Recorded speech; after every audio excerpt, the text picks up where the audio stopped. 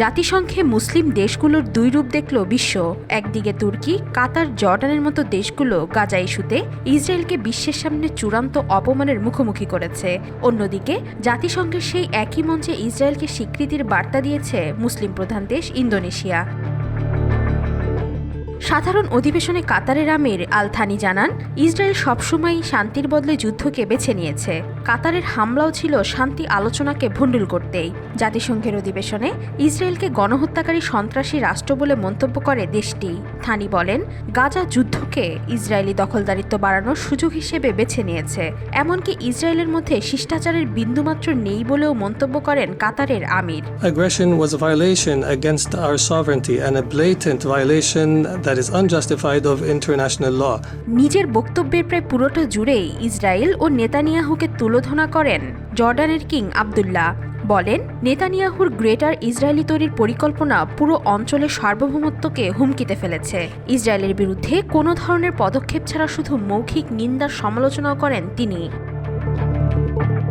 জাতিসংঘে গাজা যুদ্ধ নিয়ে ঝাঝালো বক্তব্য দেন তুর্কির প্রেসিডেন্ট রিসেপ তাইয়েপ এরদোয়ান। বিশ্বের সামনে গাজার বর্বরতা ও নৃশংসতার ছবি তুলে ধরেন তিনি।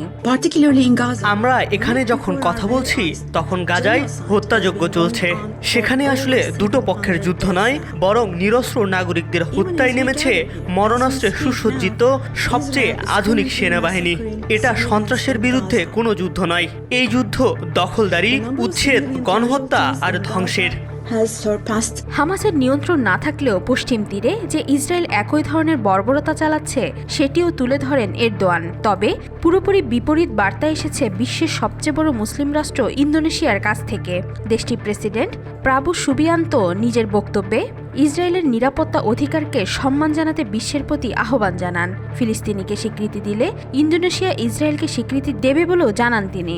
শুধু তাই নয়, ইহুদিদের ব্যবহার করা বার্তা শ্যালনম দিয়ে নিজের বক্তব্য শেষ করেন ইন্দোনেশিয়ার প্রেসিডেন্ট। আমাদের অবশ্যই ইসরায়েলকে স্বীকৃতি, সমর্থন ও সম্মান দিতে হবে। ইসরায়েলের নিরাপত্তার নিশ্চয়তা দিতে হবে। শুধু তখনই আমরা পূর্ণাঙ্গ শান্তি পাব। বিশ্ব যখন গাজা সমর্থনে ইসরায়েলের বিরুদ্ধে ফুঁসছে, তখন সবচেয়ে বড় মুসলিম দেশটির ইসরায়েল প্রীতি নিয়ে ক্ষোভ আর সমালোচনার ঝড় বইছে। ওয়াহিদা পারভিন ইশিতা, আজকাল।